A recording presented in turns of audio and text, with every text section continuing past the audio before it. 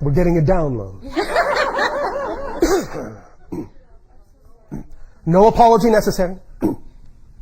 If you have these old beliefs, it does no good to ignore them. It does no good to disrespect them. If you believe you cannot allow what you are passionate about to support you, it does no good to jump off the cliff. Hang on, do the things the way you believe you will be supported, to whatever degree you believe you need to, until such time as you believe what truly drives you will support you. At the same time, at least give yourself the opportunity to find time, to make time, to create time, to the best of your ability, to act on your passion, to act on your excitement whenever and wherever and however you can, even while you are still doing the things that are representative of what your old beliefs say you need to do in order to be supported. Find a balance point first. Once then you begin to do the things that are truly your passion, knowing you can do them in an atmosphere where you feel safe and supported, then you will find The guy sitting next to me saw the phone go down. I don't know what's happening. you're getting a download. Oh my God. Did you think I was kidding? When you allow yourself the opportunity to act on your passion, you will see that it will support you more and more and more, and you will give over more time to it until such time when you are feeling certain that it is capable of supporting you. Now, I can tell you right now it's capable of supporting you, but until you believe it, it's not. You follow me? I do, thank So, you. do it whatever rate is comfortable for you, but do something in that direction so that you can at least give yourself the opportunity to see that you can build on that more and more, and that eventually you'll get to a point where you recognize it's capable of supporting you, and get to a point where you're willing to let the things go that are no longer who you really are, knowing that you don't need to hang on to them for support. All right? Very good, thank you. Does that help you? Yes, it does. Thank you.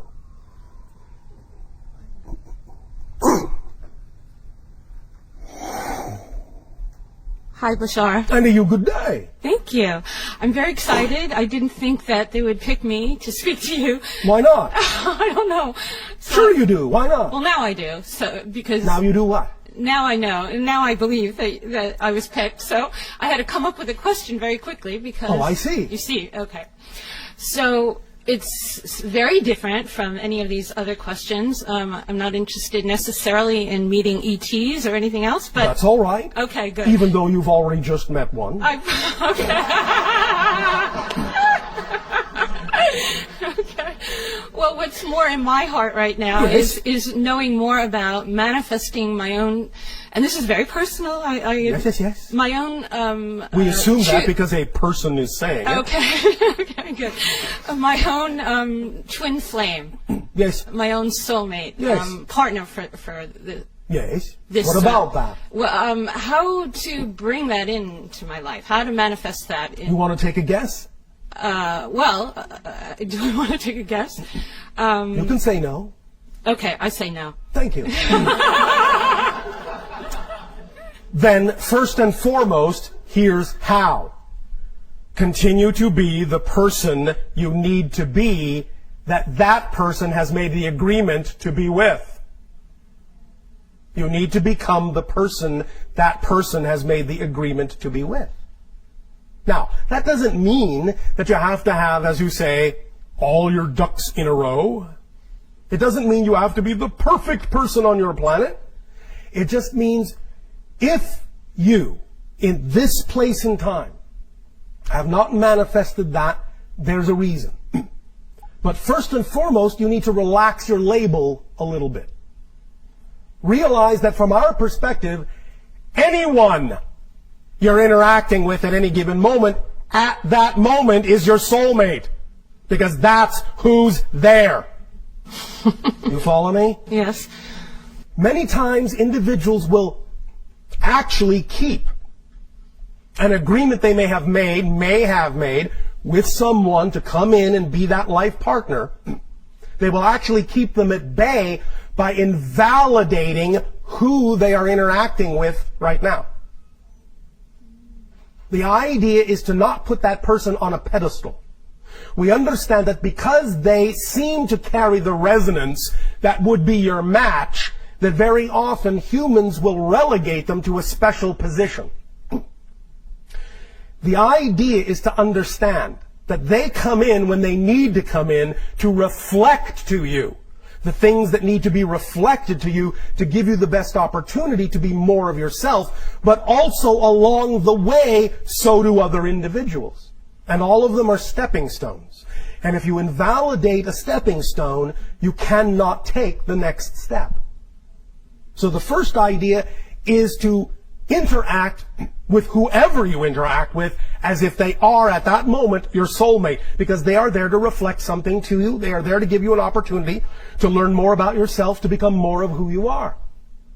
And you must relax. And here's the paradox. Remember, we have often said there is great power in paradox. The paradox is the less you need to find that soulmate, the quicker you will.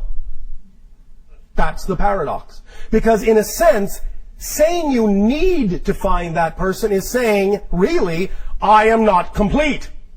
And if you're actually saying, I'm not complete, what do you attract? Incompleteness. When you know, and again, when I say complete, it doesn't mean you have to be at the end of your life, having done everything you agreed to do. But the idea is to understand that at whatever point you're at, you are complete as that thing. Doesn't mean you won't change. Doesn't mean you won't grow. Doesn't mean you won't learn more. Doesn't mean you won't become a different person. But at every moment, what you are right now, is an absolutely perfect and complete version of that you. You follow me? Mm-hmm, yes. So, when you settle into the idea, paradoxically, that what you are right now is a perfectly complete version of what you need to be right now, you then take the onus off of needing someone to come in order to reflect the idea of completeness. And when you take the onus off of it, you actually open the door through which they can come through more easily. Does that make sense to you mechanically? Yes, it does. That's often how this mechanism works. So, relax into yourself, give yourself the unconditional love you deserve. Then giving yourself the unconditional love you deserve will allow someone to come along who will then reflect that unconditional love more clearly. Does that make sense? Yes. Does that help you? Yes, yes. And? Yeah, I know. I'm trying to formulate it. Because I am feeling, I understand exactly what you're saying. I know. And I am feeling that more and more. All right. Yeah. And so I'm not sure, I hope I didn't say before I need. Well, it's the energy. Oh, okay. It's the energy. So you felt that energy? Yes. Okay, that helps me, because I understand that. Thank you. Okay. Please remember this, all of you. And again, I'm not saying things cannot manifest. I'm not saying things cannot occur.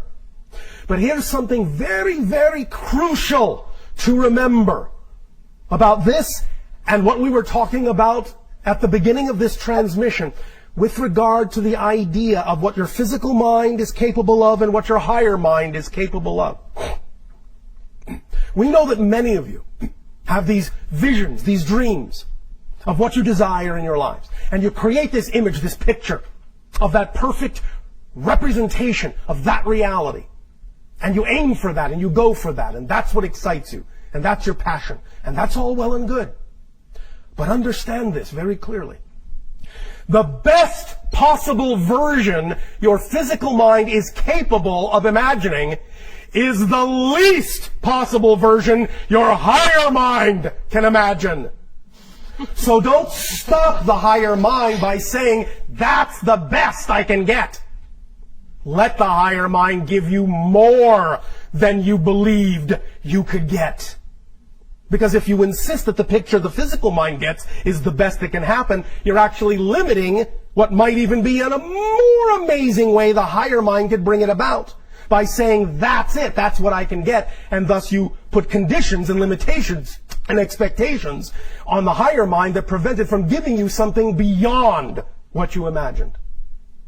So the best that you can imagine with the physical mind is the least way in which it will happen. Go out into the world with that understanding and start to see what happens. The best you can imagine is the least possible way it will occur. Not the best, the least. And then feel the true power you have in allowance and letting it come to you. If you can handle it. Does that make sense? Yes. It makes a lot of sense. And the allowing part, is there anything else about allowing? Big part of it. Because again, remember, you don't have to make things happen. Things already work. That's why it's not important for the physical mind to understand how things are going to happen. Because when it thinks it needs to make things happen, when it thinks it needs to figure out how something's going to happen, it's not allowing. It's forcing. It thinks it needs to force things into position instead of trusting that things already work. If things already work, you just let them happen. You allow them to happen. You can put out the vibration of the desire. You can use that vision, that image, as a template to put yourself in the proper vibrational state. But then just let the higher mind do its job. That's all that you need to do. You can, as the physical mind, say, all right, I've gotten this inspiration, I've gotten this imagination, I feel the excitement. That's the communication from the higher mind. Now, all I need to do is look around for any situation or circumstance that contains the same energy, the same excitement, the same passion. All I need to do is take action on it in that direction to the best of my ability. And that's all I need to do.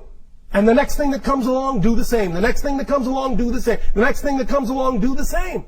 Knowing you are guided by that vibration. And it is the path that represents the true you. And then go along and enjoy the ride. And whatever happens is what needs to happen. Validate it. Give it the positive meaning you prefer to, even if you don't understand how it could serve you that way. Give it that meaning. And allow it to show you how it serves you. Remember, you cannot experience what you are not the vibration of. So if you're not the vibration of allowance, if you're not the vibration of positive meaning, how can anything reflect back to you in a positive, allowing way?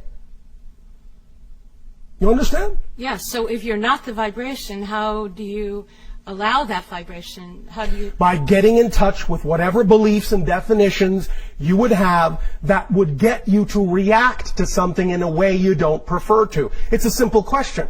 If you react in a negative way, if you give something a negative meaning, all you have to do is take a step back and say, what would I have to believe is true in order to react to this way? What would I prefer to believe is true? And then respond that way. Many times, the second you identify a belief, it's gone. It's gone. No other process is required. Many times, just turning on the light is what makes the shadow disappear.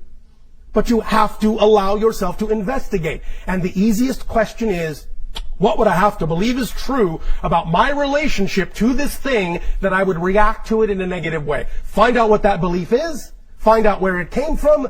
Find out if it serves you any longer. If it doesn't, there's no reason to keep carrying it, because very often these beliefs are just baggage you're carrying that belongs to someone else. Drop it. That's why it's so heavy. The only reason baggage is heavy is because it doesn't belong to you. Let it go. Lighten up. Remember, again, you want to be enlightened? Just lighten up on yourselves. Stop treating yourselves so harshly, so undeservedly, by dragging things along that don't belong to you. Maybe they come from your parents. Maybe they come from your society. Maybe they come from your friends. Doesn't matter. Once you identify the belief, once you know why you're motivated to hold on to that perspective, because you have a belief that says you ought to hold on to it, once you see that in plain light, it will make sense to you that it makes no sense. You understand? Once you identify the belief, it makes sense that it makes no sense to hold on to it. And once you recognize that, once it makes sense to not hold on to it, know that you have let it go. Then just use your imagination. Ask your higher mind, well, what belief could replace that? Well, here's one. Oh, well, I like that. Okay. Now, why do you believe that that new belief will stick? Because you say so. Because there is nothing in creation to contradict you. Remember, creation is unconditional love, and by that we mean creation loves you so unconditionally, it will even allow you to know you're not unconditionally loved. That's how unconditionally loved you are. So if you can actually go through life thinking you're not unconditionally loved, even while you exist, which obviously you wouldn't if you weren't supported by creation, but if you can walk through life, if you can exist and actually believe that you're not supported by creation, then it must tell you a lot about to what degree creation will actually allow you to have your belief. So that means your belief goes. Your belief is it. Your belief is the authority. So when you replace an old belief with a new one, it's an equal authority to the belief that was there before. Believe that, and again, you will see how profoundly magical your life can become. This is simple physics. Treat it as such. Nothing mysterious about this. You follow? Yes. Does this help you? Yes, wonderfully. Well, thank you. Thank you so much.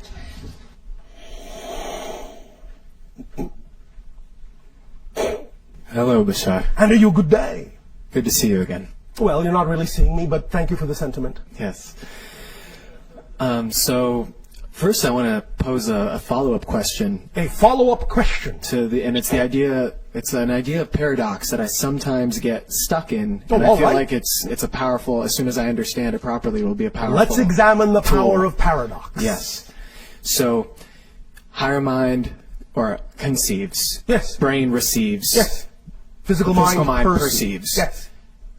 What function then in the loop of the physical mind, like does the physical mind's perception feed back into the higher mind, and to what degree does that affect what the higher mind is creating? It does feed back to the higher mind, and it allows the higher mind to become as inventive as it needs to be through the idea of synchronicity and other devices to get the physical mind's attention toward the vibration of its truth. Does that make sense to you, how I Yes. encapsulated that? Yes, so it's a constant. Constant dialogue, constant feedback, constant communication. Oh, well, all right, you don't go down that path, how about this one? Oh, you don't like that one, how about this one? You don't like that one, back up a little bit, look at that, what do you think?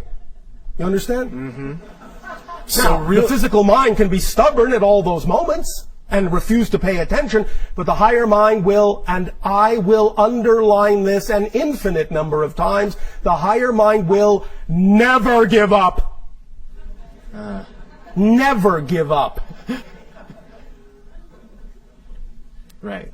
So, okay. So in a sense then, Yes. in a sense, because okay, you're saying don't think, like, don't let the physical mind do the job of the higher mind, right? You don't need to try to I understand am how actually things are saying going the to happen. physical mind can't do the job. It's Can't not do the job. designed to do it. So if you try, you will always be frustrated, tired, exhausted, and what have you. So I guess with the paradox then is Yes. you're constantly feeding back, right? Yes. So you don't need, okay, so you just don't need to feed back hows, you can feed back Cannot preferences. feedback how. You cannot The feed higher back mind already knows how will work best for you. Uh-huh. All you're feeding back is what your experience is to give the higher mind an idea of what the next approach might be to get your attention. I see. Now, this is why sometimes people who refuse, absolutely refuse, and the physical mind absolutely refuses for whatever reason, fear, beliefs, definitions, all of that, when the physical mind sometimes refuses to look at something, well, higher mind gets very creative. I think you know what I mean by that. It will get your attention one way or another. even if it takes a big, big change Right. in your life to get your attention, it will make that change for you in a sense. It will bring you to that point of no return. Sometimes people experience this as what you call accidents, which of course are not accidental at all. Right. But the point is, you don't have to have the accident if you're willing to listen sooner. If you're willing to allow that information to guide you in a smooth way, then you don't have to jar yourself, shake yourself, smash yourself awake. But if that's what'll work, then that's what'll work. Make sense? Makes sense. All right. Okay. Does that help? It does help. Thank you. Thank you. I have one additional question. Yes. What do you know about and what's your perception on monoatomic gold? The idea is that it can, when used in certain ways, allow the vibration of the electromagnetic field of the body to be amped up somewhat. But it also takes the idea, as the alchemists knew, of knowing that the transmutation of such things into the body also requires the idea of a spiritual transmutation in order for it to truly be effective. It's like saying, well, I have a tool, but I can't really use that tool because I don't really have the instruction manual. So the instruction manual comes from clearing the beliefs, balancing out the consciousness, and then effectively applying some of those things. Now, I'm not saying that some of the things can't also help you get there. They can. But it is like walking up a ladder. You have to go back and forth with it. Again, in the same way you have to go back and forth between the physical and higher mind to really have a balancing act. It has to be a balancing act. It can't just be, I'm going to allow this to shoot me all the way up to the top, even though I have no comprehension of what to do when I get there. Okay. So the right. idea is, yes, you can use some of those tools to boost you up a little bit, but then you'll plateau. And you'll plateau until you have absorbed and integrated the information and the experience in such a manner, in a spiritual, conscious way, so that then you can bootstrap yourself up to the next plateau. And then back and forth and back and forth and back and forth, until such time as it's actually going kind of like a pyramid, where you go back and forth with a wide base at first, but as you get closer and closer and closer to the high vibration, you need to go back and forth less and less and less, and then in a sense you need fewer and fewer tools, which again, after all, are nothing but permission slips. Does that make sense to you? Yes, it does. Does that help? Yes. Why, thank you. Thank you. This does not mean, of course, you cannot have fun with permission slips. Just understand that that's what they are. They're not doing anything for you. They're just a vibratory resonance that symbolically depicts, symbolically reflects the state of the belief system within you at present, that by that reflection will allow you to give yourself permission to be more of who you are. Thank you. Hi, Bashar. And you, good day. Hi. I just have a question. Yes? What do you say about creation written in the Bible? Well, there are a lot of things written in your Bible. Well, like some of them are representative of symbolic understandings. Some of them are representative of some degree of history. Some of them are representative of many different misinterpretations. Some of them are couched in what you would call analogies. Some of them are metaphors. Some of them are literal. It depends on exactly what you're talking about.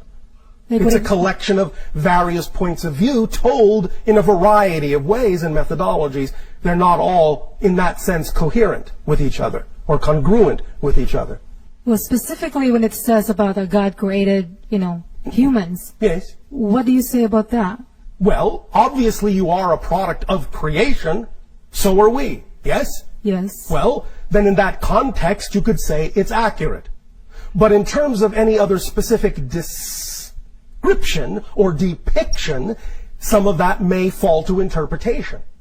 But obviously, you are an aspect of creation. Yes? Yes. So that's accurate to that degree. So how do you define God? All that is. All that is. All that is. There is no outside. All that is. So what is it when people pray? they'll say they pray to God. It is putting themselves in a state of communion with higher vibration, with spirit, with all that is. I see. Make sense? Yes. Now remember, a true understanding of prayer is not the idea of asking for something that is not. The true vibratory state of prayer is one of gratitude for that which already exists. Because everything already exists. Even the thing that hasn't manifested from your point of view already exists. So the idea of asking for something in prayer is actually the function of being in the state, the vibratory state of being that knows such a thing is already within you, is already given to you. And thus then you put yourself in the appropriate state of gratitude for already receiving. And thus by being in that state, it more easily manifests in your physical reality because you're in the proper state for you to be able to perceive the manifestation that already exists in potentiality around you. I see. Does that make sense to you? Yes. How do you, what do you say about meditation? How can you be like one It's with all one that tool. is? It's one way. It puts you in a state, or can, where you allow yourself to let go of some of the ideas of the physical mind that can often impede your ability to get in touch with your true natural vibration. It works for some people, it doesn't work for others. And there are many forms of meditation. Sometimes, if someone is painting a picture, that's a meditation. If they're singing a song, that's a meditation. If they're sitting quietly in their garden, that's a meditation. If they're standing in the shower, that can be a meditation. It just depends on what works for you in terms of getting you into that centered space of perfect peace and balance. How do you keep in touch yourself with your higher self? I told you how to Because keep you always in touch. forget. No, you don't always forget. That's a belief. It's a belief that makes it seem as if you always forget. You see, you're making choices. Every moment you're making choices. The way you allow yourself to understand what choices you prefer is to believe that those choices are valid and make them. That's really it. The idea comes down to motivation. Every choice you make is based on the fact that you're motivated to make that choice. What motivates you? That you have a belief attached to making that choice as being the best one. Understand this mechanism about motivation. And this is true for all of you, without fail, including you. No exceptions. You will always choose what you believe is the most pleasurable, and you will always move away from what you believe is the most painful. Now there's the key.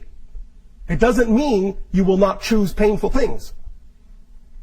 But if you've attached somehow a belief to that thing that says that is more pleasurable than the alternative, you will choose that no matter how painful it is.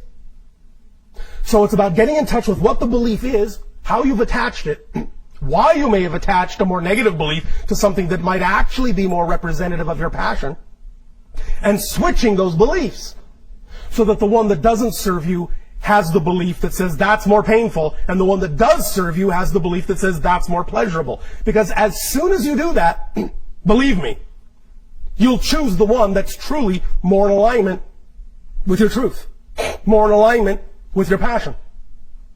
The only reason you would not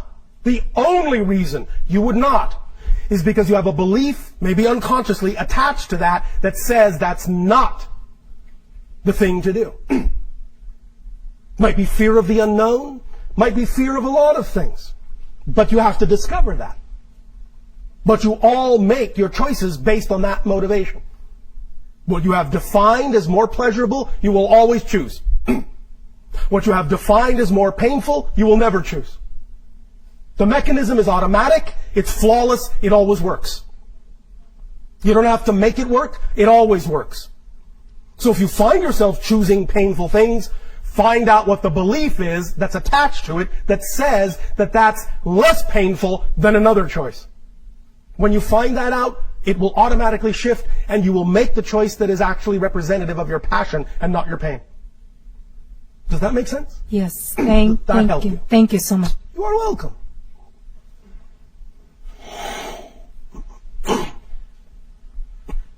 Greetings, Bashar. And a you good day. I have been acting on my joy lately All right. by visiting the crop circles All right. and studying them. Yes. And I'm having a little bit of difficulty putting together my instruction manual for Why? them. So, What kind of difficulty are you having? well, I'm learning a lot along the way. Yes. But That's not difficult, yes? no. What is difficult? Well, just understanding specific messages in specific circles. I had a question about, Understanding them. What do you Yes. mean by that? In well, what way do you imagine you're supposed to understand them that you find yourself having difficulty doing? well, I feel like at least some of them are communications. Oh, to all us. of them are communications.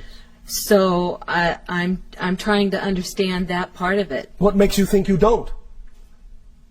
Well, I just don't I don't sense that I do. I have questions. Does that mean you have a particular expectation for how the understanding is supposed to come, and somehow it's not being met as opposed to the way the understanding actually is coming? I don't think so, but maybe All right. that is the case. I don't think so. All right. Can you give us a specific example? Yes. There was a crop circle on August 7th Yes. in Chair Hill. And it was a beautiful formation, which I don't know what it meant, but I found out that there was a lot of synchronicity with this crop circle. You did. Yes, in Is that not enough of a meaning? that's a meaning that I enjoyed very much. But that's not enough. Well, what, So if the meaning of that circle is to experience synchronicity, and you did, how do you know that's not the full meaning? I enjoy that meaning. But it's not enough. I feel that there's more. You feel that there's more. Yes. All right? Even if there is, why do you feel you're coming up short by not discovering it when you want to? That's a good question. Why, thank you. What kind of a measuring rod are you using to measure yourself here?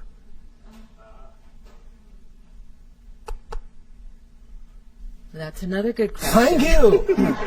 We'll have more. As long as there's some answers here. There are always answers. They may not be the answers your physical mind wants, but there are always answers. If you are open to understanding, answers may come in many forms other than what you expect. Yes, I'm open. All right. Then, again, let's use the power of paradox. If you have any ability to recognize that you've gotten some meaning out of it, let that be the only meaning there is, and let it go. And then see if you get more, instead of trying to get more.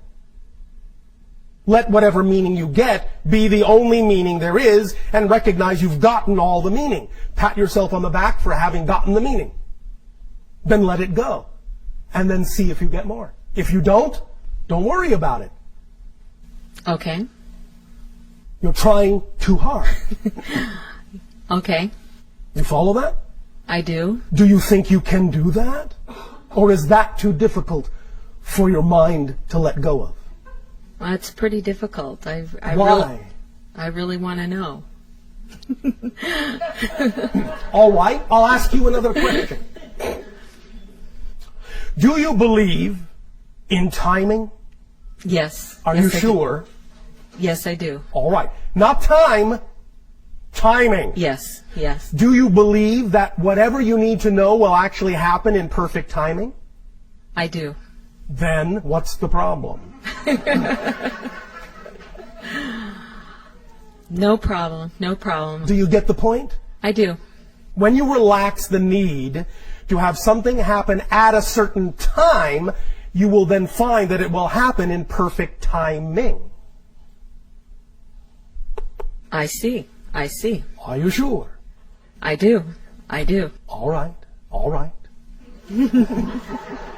Then let that principle be your guide. You have made an agreement like everyone else for this life to explore certain themes. You, like everyone else, are a complete kit. Whatever it is that's truly important for you to explore in this life, whatever it is that's truly important for you to learn in this life, whatever it is that's truly important for you to know in this life as you follow your passion, you will know just by living your life to the fullest that you can. The only way you can miss something that you are supposed to know is by worrying that you'll miss it. That's the paradox. You will miss nothing if you don't worry that you will. And it will happen in the perfect timing, the perfect synchronicity, and when it does, as I'm sure you've already experienced many times, you can then relax into the deep appreciation of the fantastic and amazing orchestration that brought the information to you exactly how and when it did. And then you'll have a much deeper appreciation, a much deeper learning, and a much deeper understanding of the messages that are there to be had. Make sense? Yes, it does. Does this help you relax in your research? Yes. Are you sure? I'm really going to try and relax. It's a good message. That's a little bit counterintuitive. Going to try and relax. All right, try hard.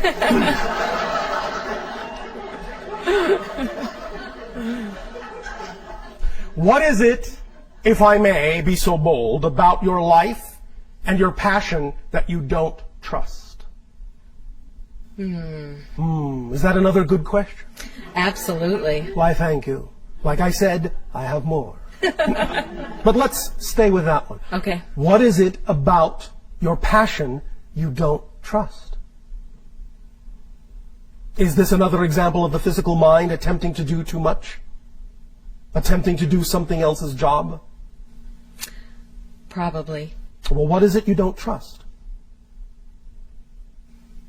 Well, right now I feel like I am in transition. Yes. Transitioning away, perhaps, from one passion to something else. And Such as? Well, I'm not so interested in landscape design anymore. What are you interested in?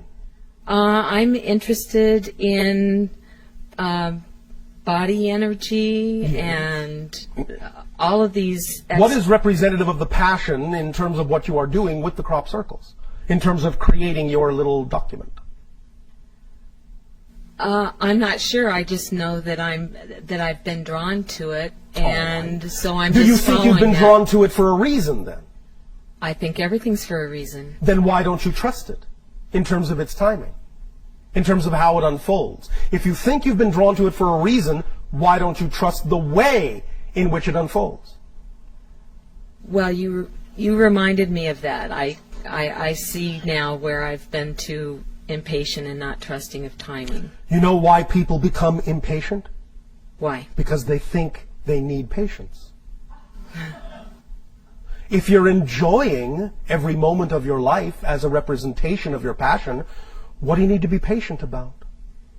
Well, I just get into this situation that I just want to know more. I want to understand more. And you will. And you always do. But again, the idea of thinking you need to be patient is what creates the impatience that blinds you to what you're actually learning. Because you think it's supposed to manifest in a particular way. The belief systems set that up for you. But it's manifesting in an unexpected way. You have to allow for the unexpected manifestation. Okay. The unexpected manifestation might mean that whatever it is you know at this moment is enough. And if there is more to be known, you will know it. But if you don't know it right now, you don't need to. Okay. Because after all, the idea of following your passion does include moments of relaxation, you know. True. True. So take a break. All right. And go about your passion in a relaxed, enjoyable, creative way. as opposed to an insistent way.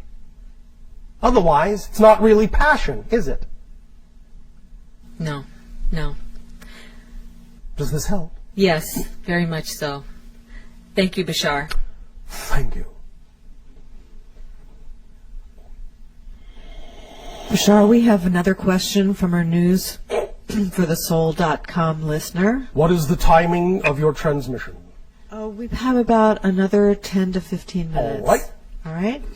And we have 3 more questioners after me, All right. if you can fit them in. We will see. All It right. depends upon the timing, not the time. Okay. The question is, what do you see happening in our economy and in our political arena and sociologically for the next couple of years? We will address this during the segment entitled Today is Yesterday's Tomorrow. Oh, great. Okay. Thanks, Bashar. You are welcome. See how much time we saved there?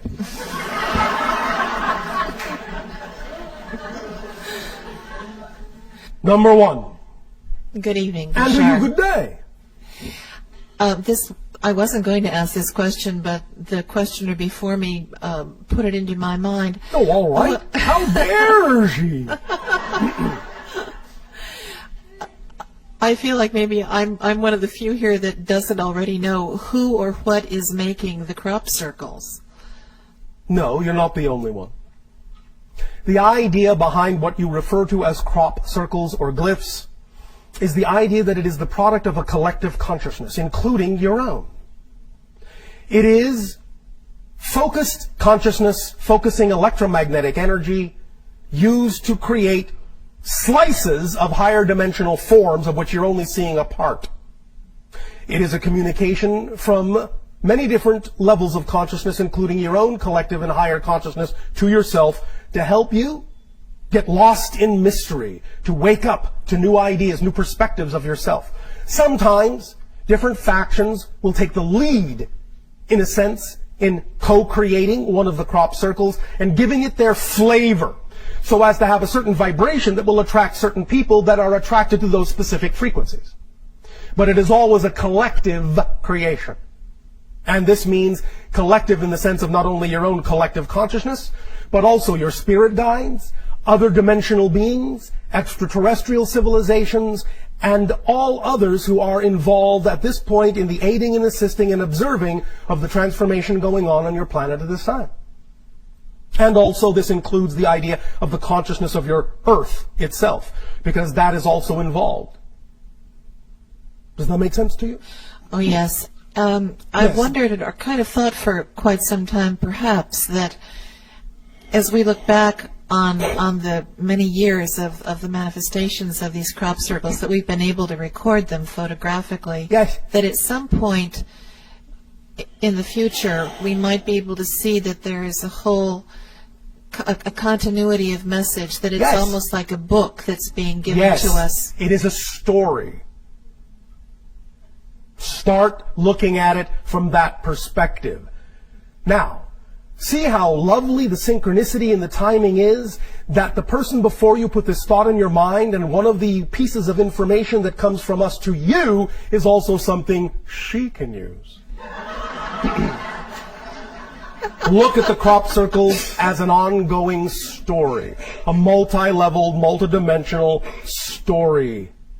And you will gain other insights into some of the meanings inherent. But remember, these are holographic, multidimensional structures. Different people bringing different vibrations and different perspectives into the experience of the crop circles will glean different things out of them. The more you are all your own true vibration, the closer you are to the frequency of your true natural self, the easier it will be to understand what the vibration of the crop circles has in store for you specifically. But look at it as an overarching story, and that will give you some other insights. Thank you. All right, one last question yes. about the crop circles. I felt always that they were from a benign source, and yet I'm wondering why it is that animals caught in them, like little rabbits and so on, kind of get charcoal fried. I mean, you know. Sometimes animals are actually, in a sense, lovingly willing to demonstrate something that will actually give you more information, even if it costs them their lives. There are no accidents. And even the type of animal might be a symbol of something you need to look at within yourselves, archetypally. All right? Yeah, good. Thank you. All right, now what I actually wanted to ask you. Oh, I see. That was all That was all. a fake.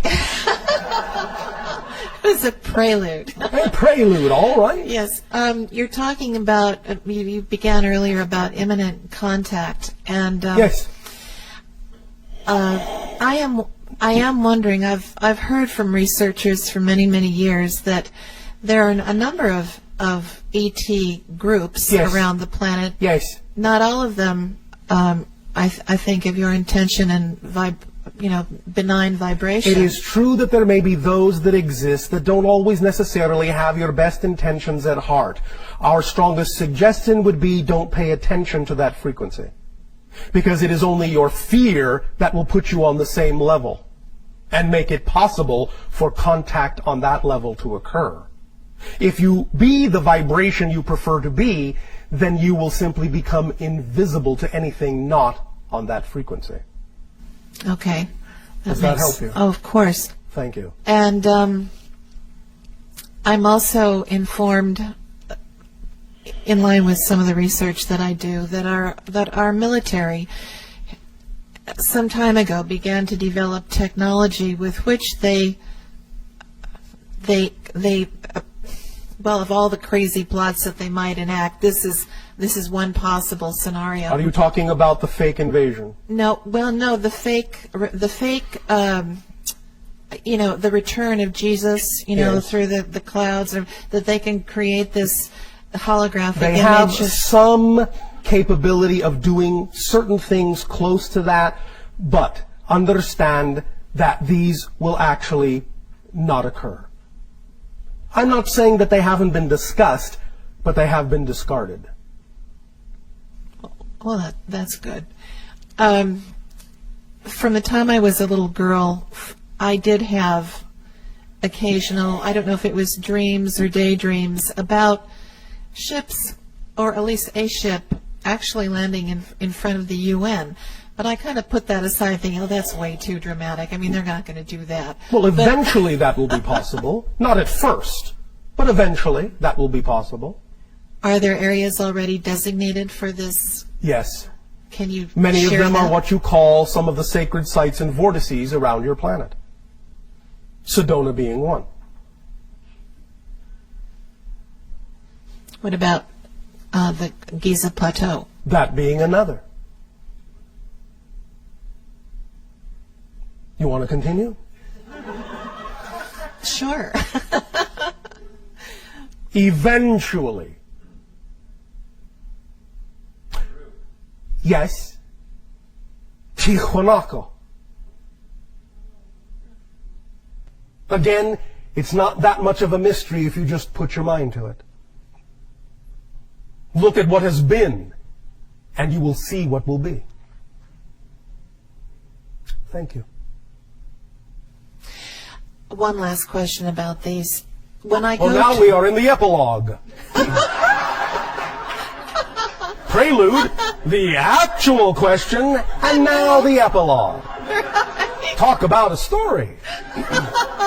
Well, I'm a writer. I guess that's the way it goes. That is the way it goes. Okay, let's see. I have noticed through the years, occasionally in large performances like at the Hollywood Bowl or large amphitheaters where there are Yes. thousands of people, Yes. and with psychic friends of mine who've been with me, that these apparently tend to attract the presence of ships Yes. in the next dimension. Yes. Well, I'm going to actually give it to you slightly differently. Well, I don't mean that that they're not there for the show. I mean, No, no, obviously, no. but What I'm saying is, I understand. Well, that's not always the case. We do enjoy music, you know. Nevertheless, what I'm saying is, It's not impossible that some of that energy might also attract. But the idea is that the collective energy, when it goes into a certain frequency domain, may simply then allow the individuals that make up that collective the capability of seeing the ships that are already passing to and fro that were heretofore invisible. Not that the ships were specifically attracted to that spot, but that you gave yourselves the ability to see what was already going on above your heads that you didn't see before. You understand? It's more that than the other. Because there's a lot of activity going on all the time. It's just that you're not always in the proper frequency domain to perceive it. But sometimes when those collectives happen and you all get in sync by the music, by the collaboration, by the camaraderie, then yes, you can put yourself in the vibratory state to suddenly look up and see what has already been there before your eyes but was invisible to you. You follow? Yes. Is it also an opportunity for you to, and with so many people assembled, to send certain downloads, kind Sometimes of efficiently? we take advantage of that avenue and that invitation, yes. But only and always by invitation. But again, as I say, the invitation comes from you. We are always sending. We don't have to worry about you picking up on something you're not meant to receive. But we're always sending because we're sending on a frequency that you will then receive it only if you match that frequency. And then we will know it is correct for you to receive that information.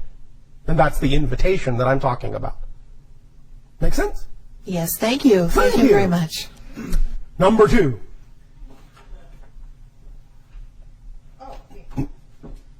Oh, wake up, wake up. No, Good I morning. was looking for number 2. That was me. Oh, all right. Hello. And This to is you, good day. my first time to talk with you. And our first time in speaking with you, maybe. Maybe. I wondered about that, but, this question, it sort of piggybacks on how you answered an earlier person's question. All right. About this transitional, this planetary shift, Yes. this transitional period. I understand that I volunteered enthusiastically to be here at this time, and maybe I just have major control issues. Maybe. But I really want to know how it's going to come down, and the reason. How? What is going to come down? Well, some. You mean, is it all going to work out for the best? Well, I understand. I believe it will all work out for the best. All right, then in I what wanna way know- do you need to know how it's going to come down, as you say? The way I understand it from some, everybody's got a different take on it. And Yes. I'm wondering, that's why I'm asking you. Yes. For example, I adore my kids, and they're Yes. teenagers right now, and they're just so much fun. Yes. And so there's going to be this transition, and some people go and some people stay. Yes. Well, I want my kids to come with me. All right. Well, and I want to know that, I like my family, and some of Yes. them have, are Like them on the or other love side. them? I love them. Well, thank you. Yes, and Because some if you just like them, maybe some of them will stay. so Everyone who needs to be there will be there. The beware. idea is to allow everyone to make the choice they need to make. Otherwise, it's not love. And remember, you are a family on more than one level. Mm-hmm. You are eternal spirits. You are a soul family. Even if you don't always spend the same amount of time in different lives physically with each other, or some come and go before the others, you will always meet up somewhere, somehow, sometime. You are never really out of touch, and it's not always important that everyone share the same ride, although it's possible. But the way it's possible is to allow, again, paradoxically, allow them to make the choices they need to really make for themselves, while at the same time giving them the guidance to allow them to make the best possible choices. But then you have to allow them to make whatever choices they need to make. Which they've made before they... No. They're You still can make making- choices in physical reality Okay. too. It's not all predetermined. Generally speaking, when you create a life, you generally only predetermine the general theme. You will explore that theme. That's your destiny. How you explore the theme is up to your free will. Okay. As a physical being. So you have choice. Okay. So let them make their choices and guide them to allow them to know that the choices they make can come from self-empowerment and not fear. Mm-hmm. And remind yourself of the same thing. Mm-hmm. But I admit that I'm a little bit of fear. Well, right I know, now. you already did when you asked the question. Okay. So, in the second part... Also. Also. Remember, when we talk about these changes on your planet, you are actually never changing anything on the planet that you're on. When you change your vibration, you shift yourself to a parallel Earth that's already representative of that frequency. The other Earth still exists. And we go back and forth? You can, or you don't have to. Okay. Many times when the idea of people disappearing from your life occurs, it may simply be that a version of them doesn't yet exist or never will exist on the Earth you've shifted to. But they still exist on the Earth that you shifted from. You follow me? Yes. And again, it's not even that you may have left that Earth. A version of you may still be there. Okay, that I get. It's just that you're now choosing to focus your consciousness through the eyes of the you on the new Earth. Gotcha. The other you may still be functioning quite nicely on the old As Earth. everything is... Because everything is simultaneously coexistent. Yes. Does that help you? That helps me a lot. Why, thank you, number 2. Thank you. Number 3. Hello, Bashar. And to you, good day. Happy to be number 3. Oh, all right. 3 to us is a very exciting number. You've actually addressed my question. It's a 2-part question through answering other people's question, but it's a slightly different vibration, I guess you might say. And I want to take the opportunity to say hello and introduce myself anyway. Thank you. How do I break the patterns of my life? Thank you. Such that I can manifest my highest self. Thank you. Remember, patterns are nothing but belief and definition. Even the word pattern is a definition. We have, many times in these transmissions, called the idea of pattern or habit by a different definition than what humans usually use. By human definition, a pattern and a habit is difficult to change. We don't have the same definition. To us, a habit is something you do that you don't know you're doing. When you know you're doing it, it's not a habit anymore. It's a choice. Now you have to ask, well, why would I choose to do the same thing I don't want to do? Aha. Now we're getting somewhere. Now you can examine the belief.